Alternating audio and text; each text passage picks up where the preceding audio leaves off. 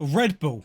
Love them or hate them, there's no denying they're one of the most influential brands in sport. Got a hand in everything from Formula 1 with drivers like Max Verstappen to our main focus, football, with a network spanning 5 football clubs: RB Leipzig, RB Salzburg, New York Red Bulls, Red Bull Bragantino, and Leeds United.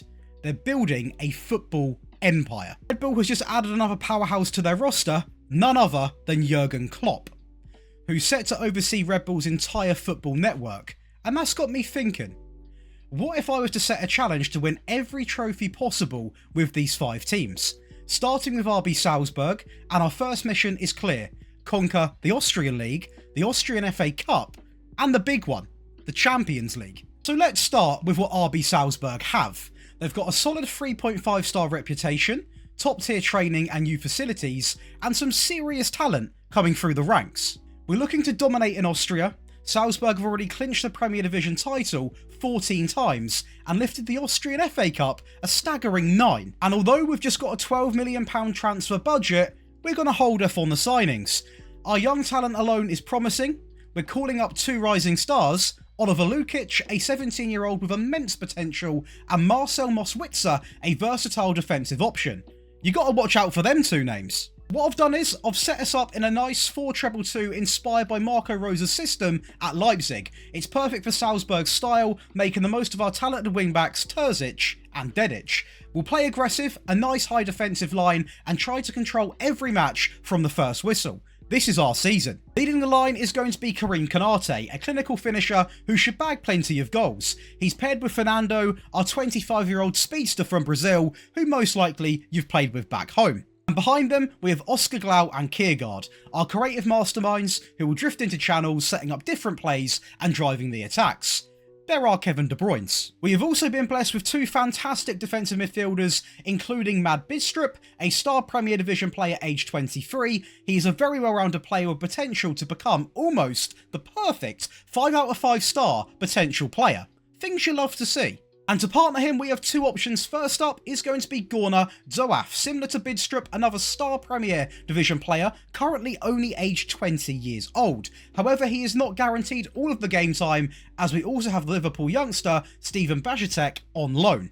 It's good options. Backline is also quite solid, especially our wingbacks, who are a big part of this system. On the left, we have Terzic, whose main job will be to deliver those pinpoint assists from the wide areas. Mirroring him on the right is Omar Dedic, who's going to be tasked with swinging in those dangerous balls from out wide. Holding down the centre of defence, we have 2 units: Beidou and Guindo, 2 rock-solid centre-backs completing our back 4, and the great thing about this is we also have a bit of versatility. Finally, let's talk goalkeepers. We've got 2 solid shot stoppers in Schlager and Blaswich being on loan. Both are more than capable of helping us secure the league title and the FA Cup. But Champions League quality, I'm not so sure. We're going to have to see how they can handle that type of pressure. Our season kicked off with 6 friendly matches, and honestly, things couldn't have gone much better. Across those games, we racked up 24 goals and only conceded 8, coming out with a perfect 6 out of 6 record. If this is going to be the story, it's going to be a short one. But hold the champagne, because somehow we managed to lose 5-1. Yeah, 5-1 against RB Salzburg's second team. That wraps up our pre-season campaign with 6 wins out of 7 friendlies. It's not the best ending, but an overall start. Now, let's get into the season. We kicked off our league campaign with an away match against LASK, where we secured a solid 2-0 win thanks to goals from Kiergaard. Then we followed up with a dominant 6-1 victory at home over Grazer AK, making a real statement to the rest of the league. We're not here for fun. Now it's time to bring our hot form into the Champions League. Went up against Monaco away in the first leg of the 3rd qualifying round. Unfortunately, things took a bad turn in the final moments. We conceded 2 goals in the 90th minute, and the match ended up being a disappointing 2-0 loss. Quite clear that the loss to Monaco hit our team's morale quite hard. We struggled to break through against Wolfsberger, ending up in a 0-0 draw.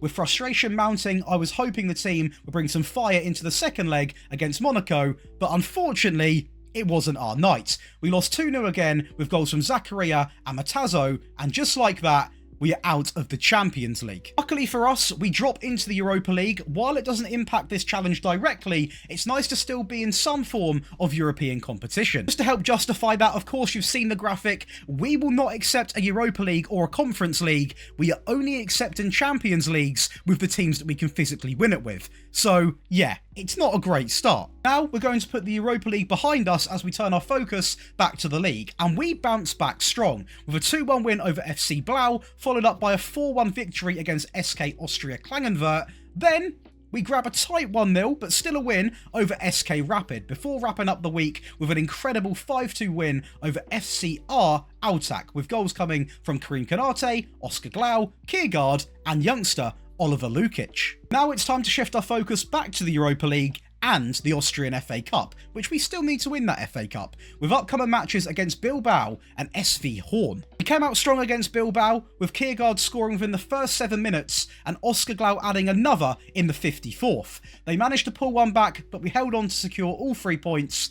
That's a huge result. Now it's time for SV Horn, a bit of a weaker team. Now, being honest, I knew this game was going to pretty much play out the way that it did, and we go in with a nice simple victory, and there's no stress at all. See, Midtjylland were up next, and we went into this game on a 7-match win streak. Unfortunately, things didn't go as planned, as we could only scrape a point, with Kiergaard saving us with a very late equaliser. This result clearly had some form of knock-on effect, as we failed to win our next 2 league games, drawing 1-1 against both SK Strum Graz and FK Austria Vienna. I'm starting to think a little tactical tweak may be needed. Luckily, that's where I come in. Let's talk tactics. We made a few changes to the system. First up, we've introduced the DLP. His job is simple: sit deep and send the ball long to the forward runners, which we have plenty of choice. We also decided to get creative with the advanced playmakers. Now Kiergaard operates out wide on the left, while Oscar plays more narrowly on the right. Because of this, our wing-backs have shifted a little bit. The right-back is now much more attacking-minded as a complete wing-back, and the left-back has taken a slightly more defensive role. This change was based on who's been performing best when it comes to the attacking, and on this scenario, the right-hand side was best. We might be tactical geniuses.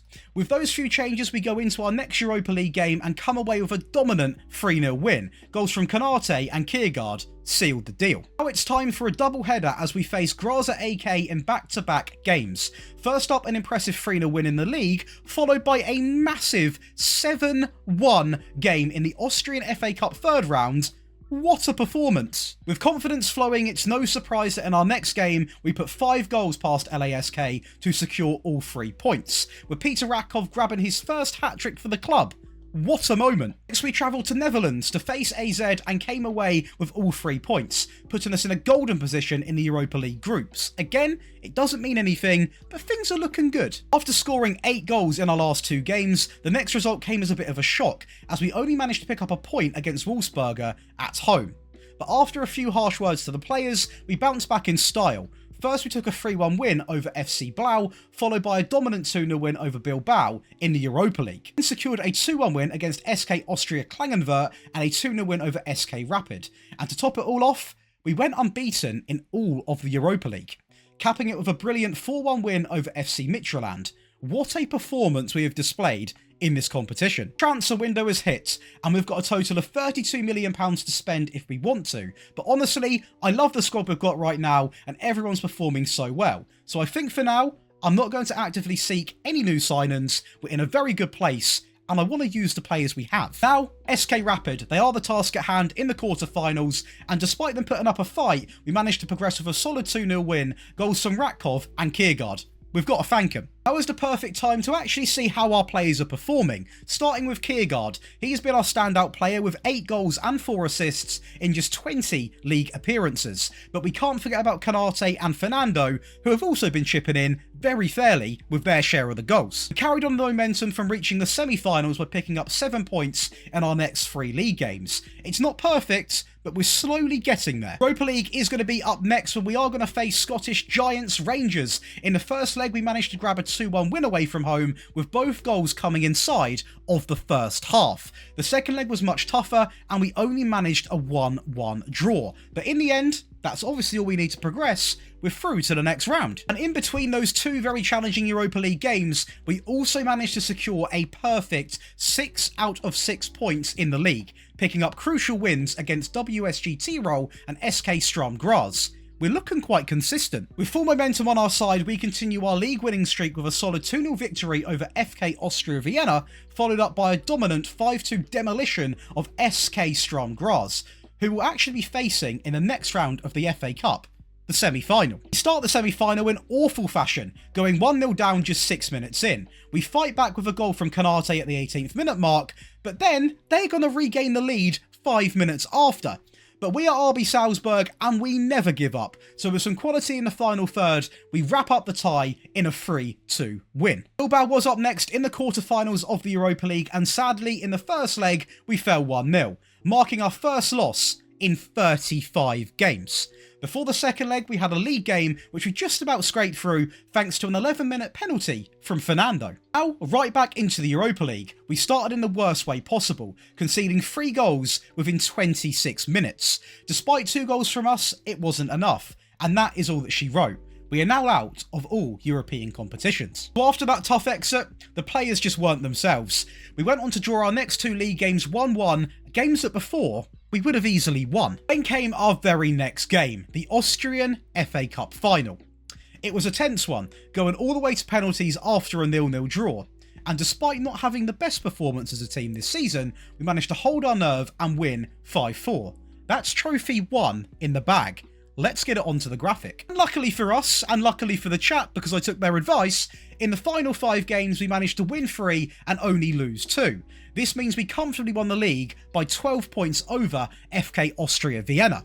You know what that means? It's time to take another trophy off the list. And that wraps up the season. We've managed to lift the Premier League and the FA Cup, meaning the only trophy that we're hunting now with RB Salzburg is the Champions League. I do really have to give some credit to Kiergaard, who ends the season with 19 goals and 7 assists. Kanate wasn't far behind with 18 goals and 6 assists, and to be honest, the big surprise this season was Peter Ratkov. He's bagged 16 goals, but honestly, it wasn't all the strikers, it was the entire team. They've delivered this season, and in the words of a famous Red Bull athlete, you know what that is? Simply lovely.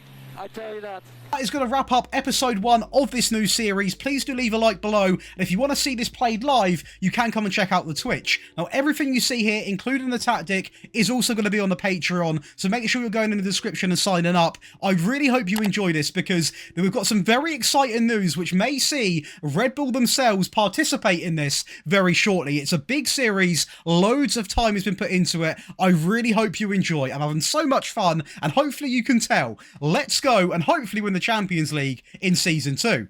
Goodbye.